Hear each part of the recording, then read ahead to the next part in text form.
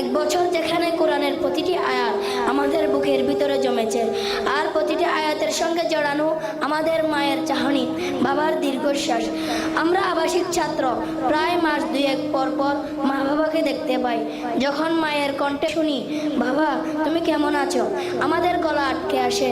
কিন্তু আম্মুকে বলি, আমি খুব ভালো আছি মা, আজ এক পৃষ্ঠা মুখস্থ করেছি। আমাদের কষ্ট, আমাদের ঘুমহীন রাত, বাবা মায়ের আদরবিহীন দিন রাত, সব যেন একটাই উদ্দেশ্য, নিবেদিতা। মা বাবার মাথায় জান্নাতের নূরের মুকুট পরাতে চাই। শুধু একটাই উদ্দেশ্য, মা বাবার মুখে হাসি ফোটানো, জান্নাতের নূরের মুকুট পরানো।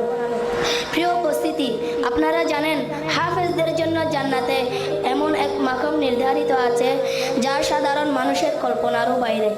আর হাফেজরা যদি তাদের কোরআন অনুযায়ী জীবন গড়তে পারে, সে নিজে তো জান্নাতি হবে, তার মা বাবাকে এমন মুকুট পরানো হবে যার আলো পুরো পৃথিবী চাপিয়ে যাবে। আজ আমরা এই মঞ্চ থেকে প্রতিজ্ঞা করছি, আমরা কষ্ট করব কিন্তু থামবো না, আমরা হাঁটবো কিন্তু আমরা পিছিয়ে যাব না।